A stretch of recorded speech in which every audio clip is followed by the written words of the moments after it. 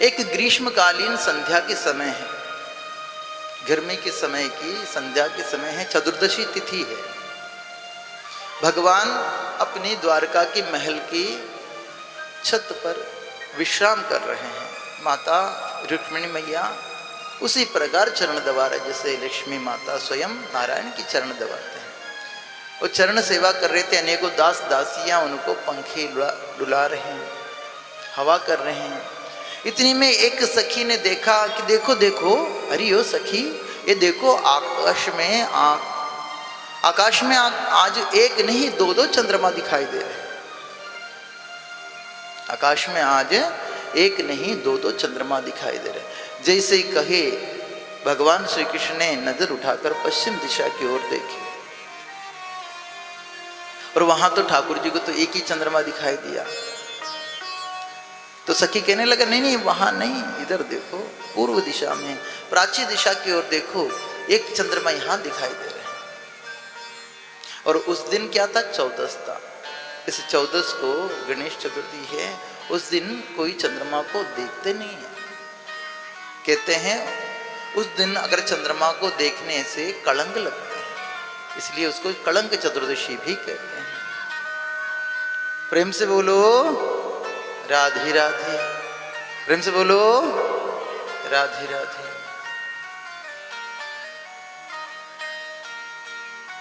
तो ये कलंक चतुर्दशी को ठाकुर जी ने चंद्रमा को देखने की वजह से भगवान को भी कलंक लग गए। और जब वो दिव्य ज्योति जब धरती पर उतरे आया तो वो कौन थे? वो साक्षात कामदेव की अवतार भगवान श्री कृष्ण के प्रथम पुत्र प्रद्युम्न कुमार थे। बोलिए प्रद्युम्न कुमार की जय। और प्रद्युम्न कुमार उतर कर आ गए और जैसे ही सखियों ने देखा इतना सुंदर स्वरूप, साक्षात कामदेव है। कोई भी उनको देखकर आकृष्ट हो जाए। जब माता रुक्मिणी उस बालक की ओर देखी, अचानक उसके स्तन में दूध भरा है। क्योंकि माँ जो है ना, अपने पुत्र को किसी भी अवस्था में पहचान लेती है। रुक्मिणी मैया तुरंत समझ गई कोई और नहीं हो सकता, ये मेरा खोया हुआ पुत्र ही है। माता रुक्मिणी की चरणों में आकर प्रद्युम्न से सिर रखा, ठाकुर जी को प्रणाम किया। मैया ने प्रद्युम्न को अपने हृदय से लगाए। मेरे लाल तुम आज तक कहाँ थे? कहने लगा मैया मैं अपने जन्म का उद्देश्य को पूर्ण करने के लिए शंबरासुर की राजधानी में ही था और आज उस असुर के उद्धार कर कर आज मैं अपने माता पिता के चरणों में पहुंचा है। इतने में पीछे से सहमी सहमी सी एक स्त्री और खड़ी थी। रुक्मिणी मैया ने पूछा अब ये कौन है? बोला मैया मैं सोचा कि इतनी दिनों के बाद माता पिता के दर्शन करने आया तो खाली हाथ कैसे जाते हैं, तो तुम्हारे लिए बहू लेके आई। राधे राधे, प्रेम से बोलो। कन्हैया छलिया है, जैसे बाप वैसे बेटा। राधे राधे, प्रेम से बोलो। बोले ये तुम्हारे लिए बहू लाया हूं। रुक्मिणी मैया बड़ा प्रसन्न हो गई, आरती की थाली मंगवाई, खूब अपनी बेटा और बहू की आरती उतारे। इसी प्रकार भगवान की प्रथम पुत्र का जन्म की आपने कथा सुनी और जन्म की और उनकी अन्य लीला। इसी रति देवी और प्रद्युम्न कुमार की पुत्र हुए अनिरुद्ध। हाँ, अनिरुद्ध। अच्छा, भगवान ने जो 14 की चंद्रमा को देखा, भगवान को उसकी कलंक लग गई। कलंक मतलब आपने जो काम किया ना हो लेकिन आपको उसकी बदनामी मिले। जाने अनजाने किसी और की किया हुआ भूल की, गलती की सजा आपको मिल जाए, इसी को तो कलंक कहते हैं। उसके अपयश आपके सिर में मंड जाए, इसको कलंक कहते हैं। तो भगवान को क्या कलंक लग गया? उसी द्वारका में रहने वाले एक राजा थे जिनका नाम है सत्राजित। क्या नाम है? सत्राजित। सत्राजित भगवान सूर्य नारायण के बहुत बड़े भक्त थे और उनके भगवान सूर्य के पूजन करते करते करते भगवान की सूर्य की कृपा से भगवान श्री सूर्य नारायण ने उन्हें एक दिव्य मणि प्रदान किया। उस मणि का नाम है सैमंतिक मणि। क्या नाम है? सैमंतिक मणि। अगर गलती से तुम भी जीवन में कभी 14 की चंद्रमा को, कौन सी 14 की? कलंग 14 की, कलंग चतुर्थी की चंद्रमा को अगर गलती से अगर देख लिया तो इसे कथा सुना करो। कौन सी? सौमंतिक मणि की कथा सुनने से कहते हैं उस दोष का निवारण हो जाते हैं। ठीक है, अगर गलती से कहीं देख लिया हो तो किसी ब्राह्मण को, संत को बुलाकर सैमंतिक मणि की कथा सुन लेना, या अपने घर के बड़े बुजुर्ग से सुन लेना। उससे उसका जो दोष है वो कम हो जाते, नष्ट हो जाते। तो वो सौमंतिक मणि जो है सत्राजित ने गले में धारण किया। और वो मणि की विशेषता क्या था? वो प्रतिदिन उनकी पूजा करने पर प्रतिदिन वो 7 तोला या 7 भार सुवर्ण देता था। 7 भार सोना देता था। और रोज इतनी सोना जिसको मिल जाए तो खूब धनवान हो जाए। राधे राधे। करना तो कुछ नहीं, वो मणि को रखना है, पूजा करना है और रोज सोना मिल जाए। काश हमें भी ऐसे मणि मिल जाते हैं। राधे राधे। प्रेम से बोलो। अरे उससे भी कीमती मणि है हमारे पास, है ना? कौन सी? ये नीलमणि सा घनश्याम कन्हैया। अरे वो तो 7 भार सोना दे दे, ये सब कुछ दे दे। तो इस मणि की पूजा करो। तो सौमंतिक मणि की पूजा करते थे, इतनी धन होने लगा। अब जो व्यक्ति के पास धन आते हैं उनका रहन सहन सब कुछ बदल जाते हैं। अब सत्राजित की समाज में भी बड़ा सम्मान बढ़ने लगा। भगवान की सुधर्मा सभा में भी उनका पद प्रतिष्ठा होने लगी। एक दिन सत्राजित उस मणि को धारण कर कर भगवान की सभा में प्रवेश किया। ठाकुर जी कहने लगा, रे ये मणि तो बड़ा सुंदर है। सत्राजित जी, ठाकुर जी भी विनोद कर रहे थे, सत्राजित जी ये मणि हमको दे दो। ये द्वारका की राजकोष पे जमा कर देते हैं, क्योंकि ऐसा धन दुख लाते हैं। सत्राजित कहने लगा, बताओ मेहनत में मजदूरी करे हम, भगवान सूर्य की तपस्या हमने किया और इतनी कठिन तपस्या करके मणि हमने प्राप्त किया। अब इसके मालिक बनने के लिए द्वारकाधीश बैठे, बताओ। अच्छा जरा तुम ही सोच के देखो, जो स्वयं सोने की नगरी में रहता हो, सोने की द्वारका में रहता हो, जिनकी समस्त महल सोने की हो, उसको ये थोड़ी सी सोने की आवश्यकता है। लेकिन सत्राजित को ऐसे लगने लगा, भगवान को मेरी मणि पर नजर है, मेरी मणि को देखकर उनके अंदर लोभ उत्पन्न हो गया है। तो भगवान के सामने तो कुछ नहीं कहे, लेकिन बाहर निकलकर भगवान को भला बुरा कहने लगा।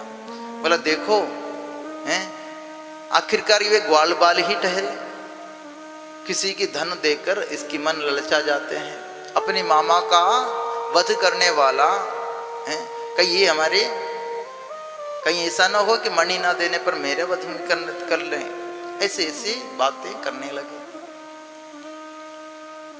कुछ दिन के पश्चात सत्राजित के एक छोटे भाई है जिनका नाम है प्रसेनजीत। प्रसेनजीत एक दिन मृगया खेलने जा रहे थे जंगल में। तो सत्राजित कहने लगा, भैया आपकी मणि मैं भी धारण कर लूं, क्योंकि घनघोर जंगल में जाना है और जंगल के अंदर प्रकाश नहीं जाता, और ये मणि के अंदर स्वयं प्रकाश है जो सूर्य का दिया हुआ मणि है। तो इसके प्रकाश में मैं घनघोर जंगल में भी प्रवेश कर पाऊंगा। और प्रसेनजीत ने उस मणि गले में धारण कर कर चले गए और फिर पुनः वापस नहीं लौटे। अब सत्राजित प्रचार करने लगा, श्री कृष्ण ने मेरा मणि को चुरा ली, मेरे भाई की वध कर कर इस मणि को हड़प लिया और भगवान को झूठ मूठ के कलंक लग गए। ना चाहते हुए भगवान को कलंक लग गया। अब ठाकुर जी सोचने लगा, मेरे ऊपर जो लगा है कलंक, इसको तो मुझे ही मिटाना पड़ेगा। ठाकुर जी ने अपने बहुत से सैनिकों को साथ में लेकर प्रसेनजीत की पता करने के लिए जंगल के अंदर प्रवेश किए महाराज। और घनघोर जंगल के भीतर प्रसेनजीत की मृत शरीर एवं मरे हुए घोड़े को दिखाई दिए, लेकिन वहां कहीं मणि नहीं मिले। समझ में आ गया ये मणि तो कोई चुरा ले गया प्रसेनजित को मारकर। लेकिन भगवान ने देखा इसके आसपास में शेर की पंजे के निशान तो दिखाई दे रहे। इसके तात्पर्य कोई शेर ने ही इनको मारा है। भगवान ने उस पंजे के निशानों को पीछा करते करते एक भयंकर गुफा के सामने पहुंच गए, और वहां पहुंचा तो वहां शेर भी मृत अवस्था को प्राप्त मिला, लेकिन फिर भी मणि नहीं मिले। अब भगवान सोचने लगा ये मणि तो बड़ा विचित्र है, इसका कोई अता पता नहीं चल रहा। इतने में क्या देखा, शेर तो शेर की उस मृत शरीर के पास में बहुत बड़े बड़े रीछ के पंजे के निशान दिखाई दे। रीछ समझते हैं? भालू ना, भालू की बड़े बड़े भालू की पंजे के निशान दिखे। भगवान को समझ में आ गया कोई भालू ने शेर को मारकर मणि चुरा लिया। अब मन में महन सोचने लगा ये संसार में ऐसा बड़ा भालू कहां से आया जो शेर को मार सके। और एक गुफा की अंदर उस रीछ की चरणों के निशान जा रहे थे। भगवान समझ गया था ये रीछ कोई निसार नहीं, बड़े शक्तिशाली है। अपनी सेना को कहने लगा कि आप, मैं अकेले गुफे में प्रवेश करने जा रहा हूं, अगर मैं वापस आऊं मेरी इंतजार मत करना, आप लोग चले जाओ। अगर मैं कुछ दिन के अंदर वापस ना आएंगे तो मेरी इंतजार मत करना, वापस चले जाओ। और ठाकुर जी उस गुफा में प्रवेश करते हैं। जैसे जैसे वो गुफा की भीतर चले गए तो ठाकुर जी क्या देख रहे, एक सुंदर सी कन्या उस मणि लेकर बैठकर खेल रही है। भगवान कहने लगे रे ओ सुंदरी, हे देवी ये मणि हमें दे दे, इस मणि की वजह से हम आए हैं। और जैसे ठाकुर जी को देखा उस सुंदरी चिल्ला पड़ी। उस स्त्री ने आवाज लगाई, पिताश्री पिताश्री जल्दी आओ, यहाँ कोई चोर आया है। कौन आया है? चोर आया है। अब कन्हैया कहने लगा बताओ मणि चुरा कर ये ले गए और चोर बतला दें हमको। कन्हैया कहने लगे ये चोर वाला नाम तो हमारा पीछा ही नहीं छोड़ते। गोपियां हमको कभी चित्त चोर कहते थे, कभी माखन चोर कहते थे, कभी वसन चोर कहते थे, चीर चोर कहते थे, और आज ये लड़की जिसने पहली बार जीवन में दिखाई दी ये भी हमको चोर कह के पुकार रहा है। लगता है हमारा कोई पुराने गोपी है, कोई पुराने परिचित है, कोई पुराने भक्त है। जैसे ही उस स्त्री ने, उस कन्या ने आवाज लगाई, वहां पर एक दहाड़ मारते हुए एक महान भयंकर शरीर धारण किया हुआ एक रीछ प्रकट हुआ। ये रीछ कौन है जानते हो? हाँ, सुंदरकांड पाठ करते हो तुम? सुंदरकांड पाठ किए? तो सुंदरकांड की पाठ कहां से शुरू करते हैं? जाम्बवंत के वचन सुहाए, सुन हनुमंत हर्ष उरलाए। कहां से शुरू करते हैं? जाम्बवंत के वचन सुहाए, सुन हनुमंत हर्ष। कौन है ये रीछ? ये रीछ राज, ये भालू कौन है? ये कोई और नहीं है, ये जाम्बवंत जी महाराज। वही जाम्बवंत जिनका जन्म सतयुग में हुआ था। ये सबसे पुराना व्यक्ति है। कहते हैं जाम्बवंत की जन्म सतयुग में हुआ था। ये जाम्बवंत कौन है? ये ब्रह्मा जी की ही अवतार है। और जब भगवान राम के साथ लंका युद्ध में रावण के सामने महाराज कोई नहीं टिक पाते थे। रावण के सामने एक हनुमान जी टिक पाया और दूसरा एक रीछराज जाम्बवंत जी। जाम्बवंत जी ने जब हनुमान जी से लड़ाई हुआ एक मुक्का मारा था और रावण बेहोश हो गए थे।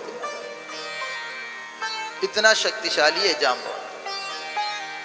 इतनी शक्तिशाली रावण को भी एक मुक्का से मूर्छित करवा दिया। ऐसे जाम्बवंत महाराज। ये जाम्बवंत की प्रताप तो इतना है, जब भगवान श्री हरि विष्णु ने वामन अवतार ग्रहण किया था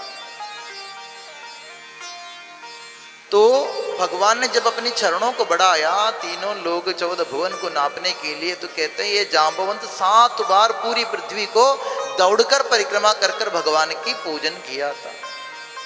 तो तुम देख लो कितना शक्तिशाली। और जांबवंत जब रामायण की लंका दहन के बाद लंका की युद्ध विधेय करके भगवान जब रामचंद्र जी लौटकर अयोध्या में बैठे थे, वो सभी बंदर और रीछों से वार्तालाप कर रहे थे। राम जी कहने लगा बड़े भयंकर युद्ध था महाराज, और आप लोगों ने बड़े खूब जोश के साथ लड़ाई लड़ी।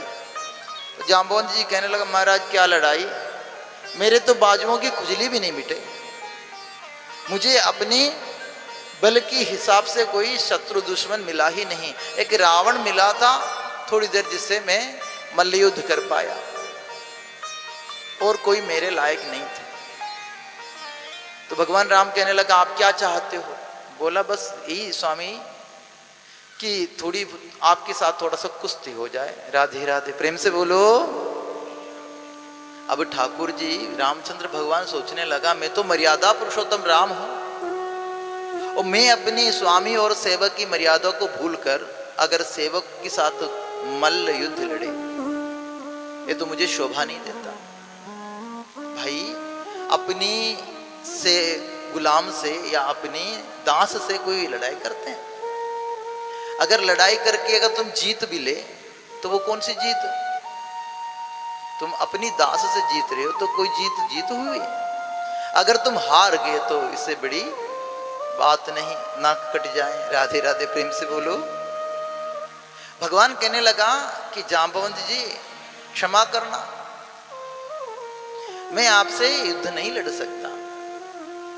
जांबवंत जी फिर कहने लगा फिर आपने महाराज पूछा ही क्यों?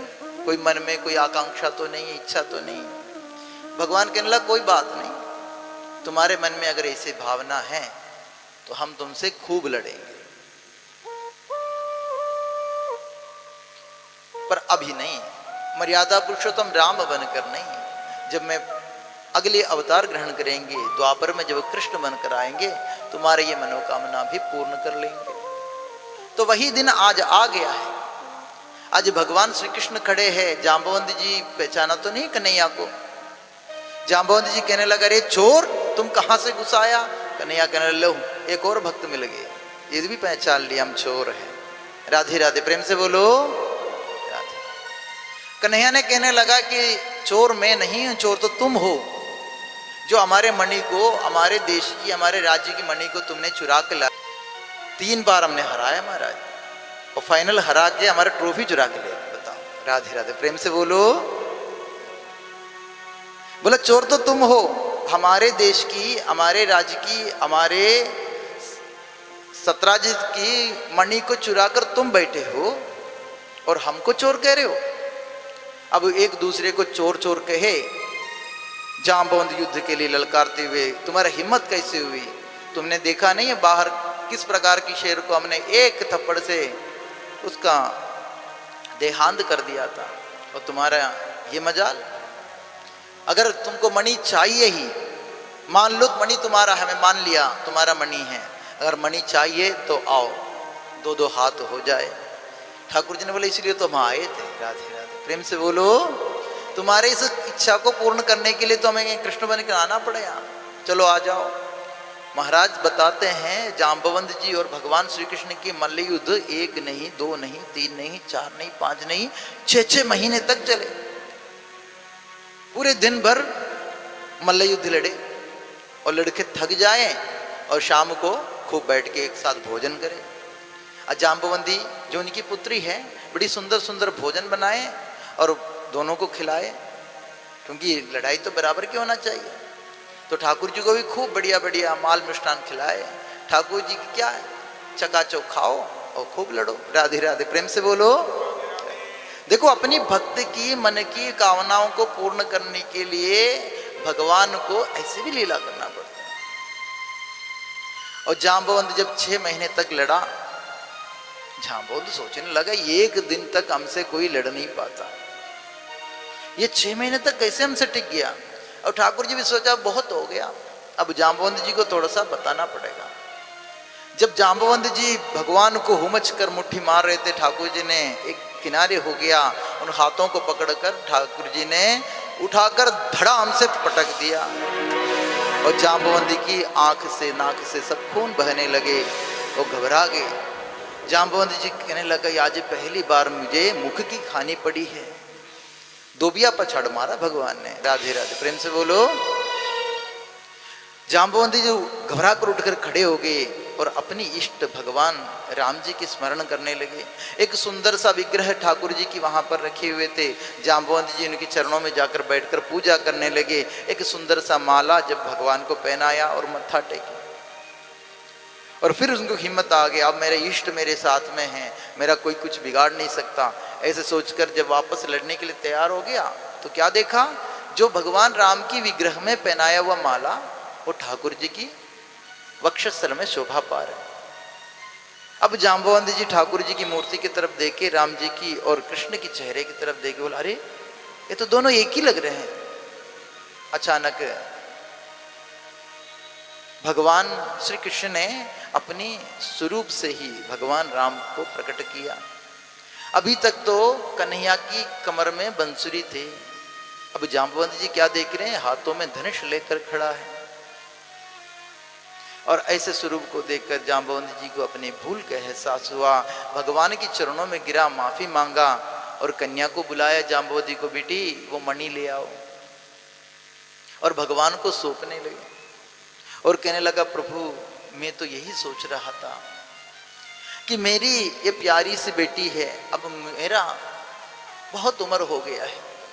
अरे जो आदमी सतयुग में जन्म लिया है, द्वापर में भगवान राम की, त्रेता में भगवान राम की सेना में सेवा किया है और द्वापर युग के अंत तक वो जीवित है, बोला अब मैं बहुत बुजुर्ग हो गया और मैं ये सोच रहा था कि मुझे तपस्या करने जाना है, भजन करने जाना है, और मैं सोच रहा हूँ ये कन्या को मैं किसको सौंप दूं, और तुमसे बढ़कर कौन हो सकता है। तो लाला कृपा करो, मणि तुमको एक नहीं मैं 7 दो दूंगा। एक तो मणि तुम ये सौमंदिक मणि रख लो, दूसरी ये मेरी पुत्री जाम्बवती को भी तुम अपना लो। ठाकुर जी कहने लगा कोई बात नहीं। ठाकुर जी ने तुरंत अपने गले में पड़ी माला उठाकर पहना दिए, जाम्बवती को पकड़ ले हाथ, बोला आप जाओ भजन करो। प्रेम से बोलो भक्तवत्सल भगवान की। तो रुक्मिणी रमण भगवान आज जाम्बवंती की ही पति बन गए। ये भगवान की दूसरा विवाह हुआ और मणि लेकर भगवान पुनः अपनी राजधानी सुधर्मा सभा में पहुंच गए। सत्राजित को बुलाया और सारी वृतांत कह सुनाया और मणि उसको सौंप दिया।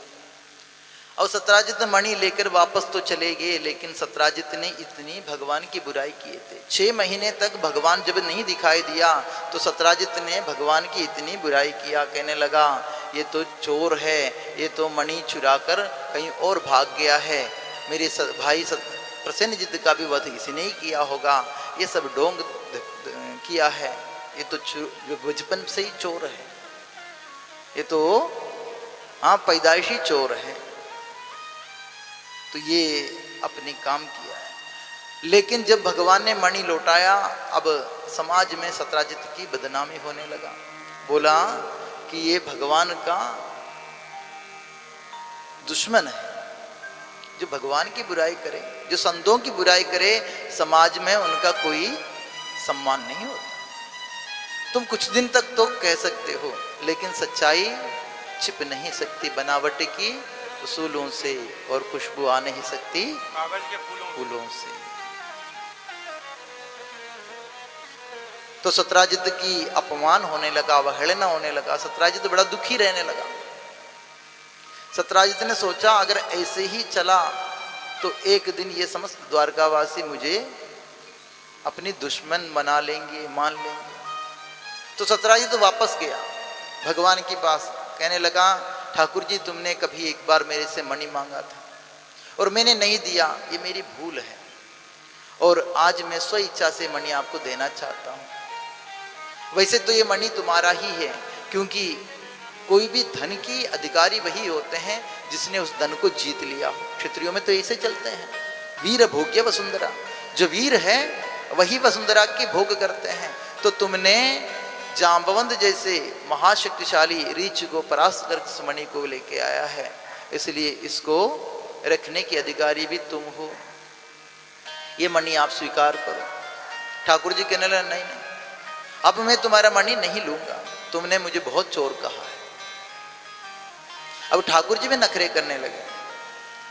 सत्राजित भगवान से विनती कर रहे हैं, बोला प्रभु ऐसा ना करो, मेरा बहुत अपयश हो गया, मेरा बड़ा बदनामी हुआ, लोग मुझे भला बुरा कह रहे हैं। तो भगवान कहने लगा, प्रेम से बोलो पंडित जी, थोड़ा सा कीर्तन हो जाए। बोली बांके बिहारी लाल की जय, बोली रास बिहारी सरकार की जय। सावरिया मोरी नैया लगा दे, नैया लगा दे पार लगा दी। सावरिया मोरी नैया लगा दे, नैया लगा दे पार लगा दे। नैया लगा दे पार लगा दे। सावरिया मोरी नैया लगा दे, नैया लगा दे पार लगा दे। नैया लगा दे पार लगा दे।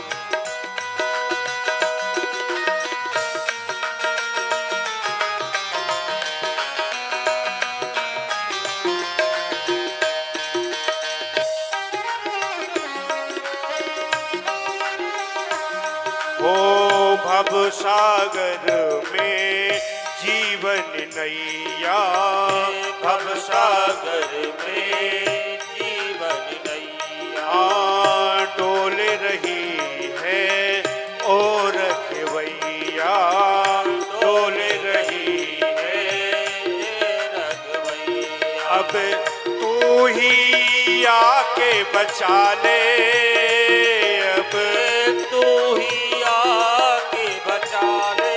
प्रभु अब पग पग तेरे सवारे, प्रभु अब पग पग तू ही सवारे।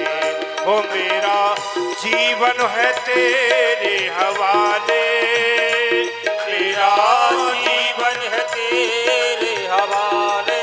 ओ मेरा जीवन है तेरे हवाले, मेरा जीवन है तेरे हवाले। अभी बोलिए, प्रभु अब पग पग तो ही संभाले, प्रभु अब पग पग तो ही संभाले।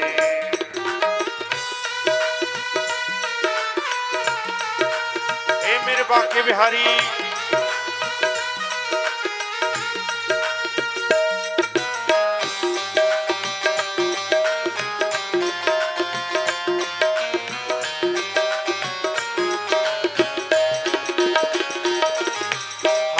मोह माया के बंधन खोलो, मोह माया, बोलिए सभी, बंधन खोलो। मोह माया के बंधन खोलो, मोह माया के बंधन खोलो। हे प्रभु अपनी शरण में ले लो, हे प्रभु अपनी शरण में ले। इसे पापी को अपना ले, इसे पापी को अपना ले। प्रभु अब पग पग तो ही संभाले, प्रभु अब पग पग तो ही संभाले। हो मेरा जीवन है तेरे हवाले, मेरा जीवन है तेरे हवाले। प्रभु अब पग पग तो ही संभाले, प्रभु अब पग पग तो ही जय संभाले। हो।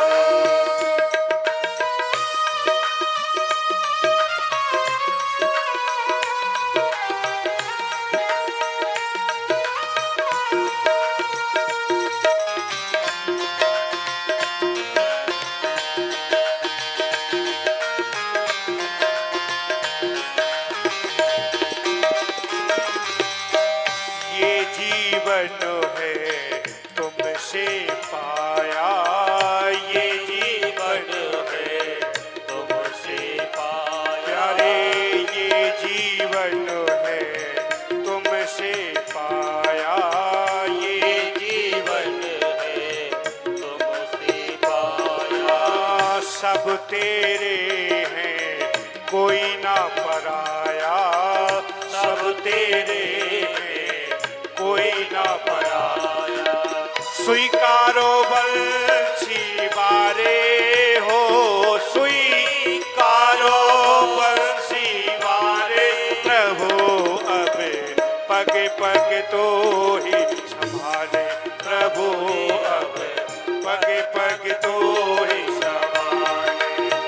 ओ मेरा जीवन है तेरे हवाले, मेरा जीवन तेरे हवाले, प्रभु अब पग पग तो ही संभाले, प्रभु अब पग पग तो ही संभाले, प्रभु अब पग पग तो ही संभाल, प्रभु अब पग पग तो ही संभाले।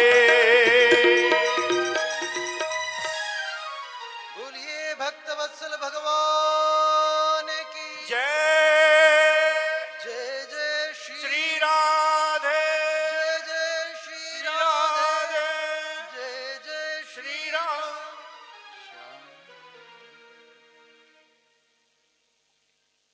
तो भगवान श्री हरि की ठाकुर जी कहने लगा कि देखो ये मणि तो मैं नहीं रखूंगा। सत्राजित सोचने लगा फिर, हाँ लेकिन मैं तुम्हारे ऊपर एक उपकार कर सकता हूं। बोला क्या? ठाकुर जी ने कहने लगा कि मैंने सुना है तुम्हारी एक सुंदर सी कन्या है।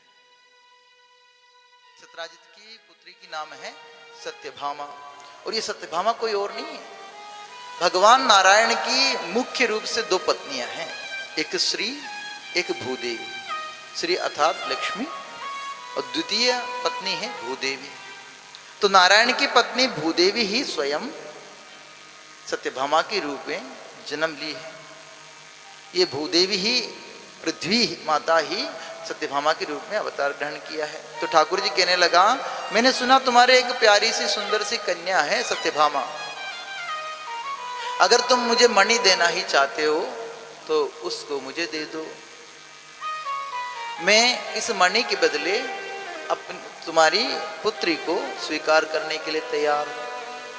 तो सत्राजित सोचने लगा, हाँ ये तो बात सही है, अगर मेरा पुत्री की विवाह भगवान के साथ हो जाएंगे तो ये मेरे दामाद बन जाएंगे और मैं इनके ससुर हो जाऊंगा, और ससुर होने के नाते स्वयं श्री कृष्ण भगवान भी मेरा सम्मान करेंगे।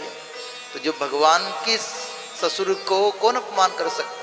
तो समस्त द्वारकावासी में मेरा खोया हुआ सम्मान पुनः प्राप्त हो जाएंगे। सत्राजित को ये बात बड़ा अच्छी लगी। सत्राजित ने अपनी पुत्री सत्यभामा की विवाह भगवान श्री कृष्ण के साथ की, और भगवान ने मणि तो नहीं रखे, मणि तो सत्राजित को वापस लौटा। अब ये सौमंदिक मणि है तो बड़ा अद्भुत, जो 7 भार स्वर्ण देने के लिए तैयार है। जो धन होते ना, वो धन भी अधिकारी के पास होना चाहिए। अनधिकारी के पास अगर धन चला जाए, वो धन दुख के कारण बन जाते हैं। दुख नहीं महाराज, वो बहुत बड़ा कलह की क्लेश की कारण बन जाते हैं। आज एक सौमंदिक मणि कितनी लोगों की मृत्यु के कारण बनी। प्रसेनजित की मृत्यु हुआ, उस सिंह की मृत्यु हुआ, और भगवान बदनाम हुए, वो अलग। ठाकुर जी ने वो मणि सत्राजित को दिया, सत्यभामा को विवाह किया। बोलिए सत्यभामा रमण भगवान की जय। लेकिन कथा वहां पूर्ण नहीं हुआ। यहां तक कि कथा आपको सुननी चाहिए जब आपने अगर गलती से चौथ की चांद को देखा तो। कौन सी चौथ की? कलंग चतुर्दशी, ठीक है। लेकिन इसकी आगे की कथा है, भागवत में कहते हैं उस सत्राजित ने शतधन्वा नामक एक वृष्णिवंशी की राजकुमार थे। अपनी पुत्री सत्यभामा की विवाह पहले वो शतधन्वा के साथ करना चाहते थे, और उनको वचन दिया हुआ था कि मैं अपनी पुत्री की विवाह तुम्हारे साथ करूंगा, तुम्हारे संग करूंगा। लेकिन जब शतधन्वा को पता चला कि मेरे जिससे मेरे विवाह होने वाले थे, उस सत्यभामा को सत्राजित ने भगवान श्री कृष्ण से विवाह करके दे दिया। शतधन्वा सत्राजित से दुश्मनी मानने लगे। इसी समय भगवान श्री ठाकुर जी महाभारत युद्ध के लिए युधिष्ठिर इत्यादियों की सहायता करने के लिए, अर्जुन इत्यादियों की सहायता करने के लिए हस्तिनापुर को प्रस्थान कर गए। और द्वारकाधीश के वहां पर ना होने का लाभ उठाते हुए शतधन्वा जाकर सोते हुए सत्राजित की वध कर दिया। महाराज भगवान ने पूरी द्वारका की जिम्मेदारी अग्रसेन, वसुदेव, अक्रूर जी इत्यादि महापुरुषों की जिम्मेदारी में छोड़कर आज युद्ध में नारायणी सेना लेकर चले गए थे। और यहाँ पीछे उस शतधन्वा ने सत्राजित की वध कर उस मणि को लेकर चले गए। वो मणि को लेकर जाते हुए शतधन्वा की अक्रूर जी महाराज ने पीछा किया, क्योंकि अक्रूर जी महाराज जी की जिम्मेदारी था देश की सुरक्षा करना, सेनापति बनाकर गए थे भगवान। तो जब अक्रूर जी को पता चला कि सत्यभामा की पिता सत्राजित की मृत्यु हो चुका है, सत्यवती सत्यभामा जी रो रो कर बुरी हाल हो गए, कहने लगा कि मेरे पिता की हत्यारों को पकड़ लाओ कोई, क्या ये द्वारका मेरे पति के बिना वीरों से शून्य हो गया है। ऐसे शब्द सुनकर अक्रूर जी आज शतधन्वा की पीछा करने लगे। करते करते करते द्वारका से चलकर मध्य प्रदेश को पार करते हुए आज सतना सीधी वर होते होते कहाँ पहुंचे? प्रयागराज पहुंचे। और प्रयागराज में शतधन्वा को रोका। शतधन्वा ने युद्ध करने लगा। अंतिम में अक्रूर जी को उस शतधन्वा की वध करना पड़ा। उससे मणि प्राप्त करने के लिए उसकी वध करना पड़ा। वो वध कर उस मणि को प्राप्त किया। अब अक्रूर जी सोचने लगा, उस समय प्रयागराज में कुंभ लगे हुए थे। राधे राधे, प्रेम से बोलो। हाँ, तुमने देखा ना इस बार कितना बड़ा कुंभ लगा। तो अक्रूर जी ने बोला, ये तो बहुत अच्छा अवसर है।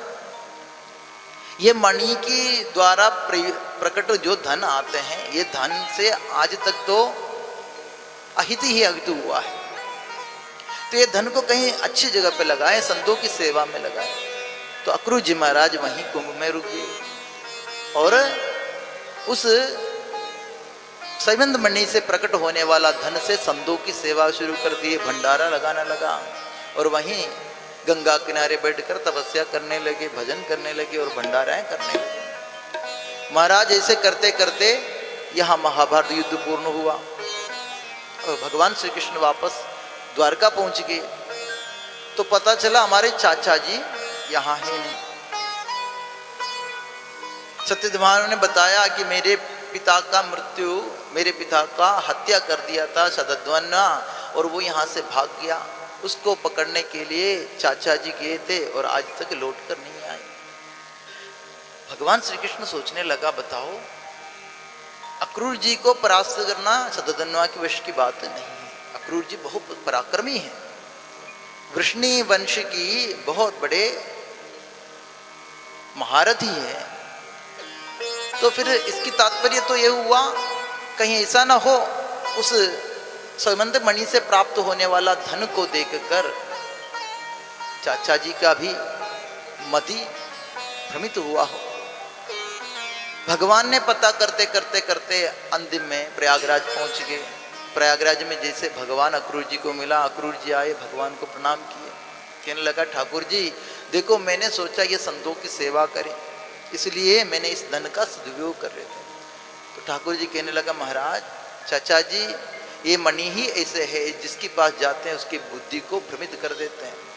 भले आपने इसको सत्कार्य में लगाया इसके धन को, लेकिन आपको भी इसकी स्वामी बनने का इच्छा हो गया था। इस धन से प्राप्त होने वाला यश को प्राप्त करने की आपके अंदर लालसा जाग गए थे। इसलिए महाराज इस मणि को उठाओ और वापस द्वारका चलो। तो इसी प्रकार उस मणि घूम फिर कर आकर द्वारका आ गए और द्वारका में भगवान ने उसको अपने कोष में जमा करवा दिया। तो ऐसे महाराज धन की कथा है।